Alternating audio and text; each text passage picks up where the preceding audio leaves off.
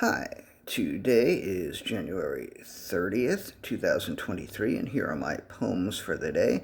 The first one is poem number 178 for the year, and it's called Gray. The skies have lately been so gray, she suddenly decided to say. The skies have looked like one great cloud, is what she said, but not out loud. There is a gray and cloudy dome that is aloft above my home. I search inside myself. I probe.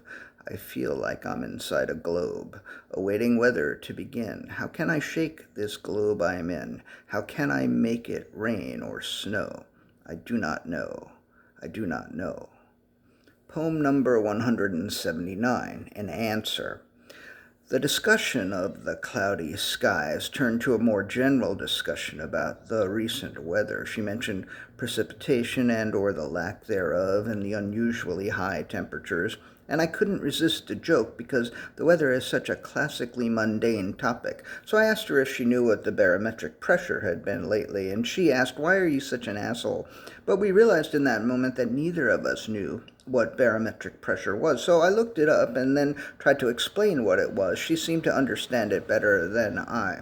But I had stumbled upon an answer to her question. I am an asshole because sometimes assholery leads to knowledge.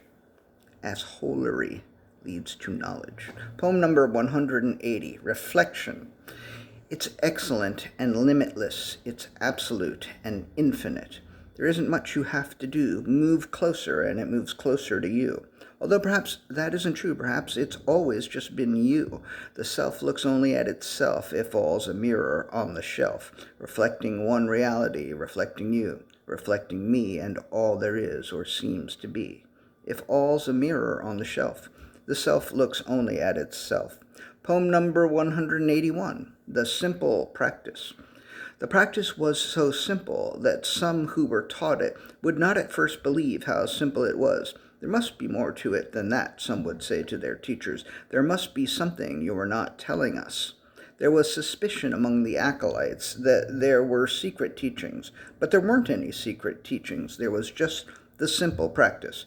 Close the eyes, wait a while, think the mantra without speaking it, and when thoughts intrude, gently return back to the mantra. Is that really all there is to it? The students would ask. That is really all there is to it, the teachers would respond.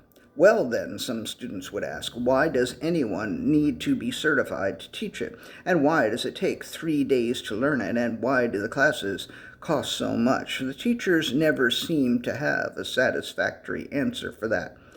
And the last poem of the day is poem number 182, The Answer.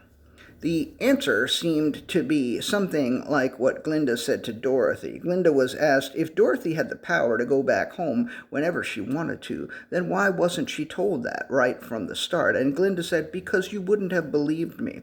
And that always seemed like a bullshit answer to me, because so what? So what if Dorothy didn't believe Glinda? Does anybody think Dorothy wouldn't have given it a try anyway? Just click her heels 3 times and see what happened. I think Glinda had an agenda. I think Glinda wanted someone to get the Scarecrow and the Tin Man and the Lion to the Emerald City, and so Glinda deliberately withheld information from Dorothy. It is said that you don't really cherish a thing unless you work hard for it, but the people who say that are more often the exploiters and less often the workers. All right, short little set today, 4 minutes. Thank you for whatever attention you deemed worthy or worthwhile today, and I really, really appreciate your time. Thank you.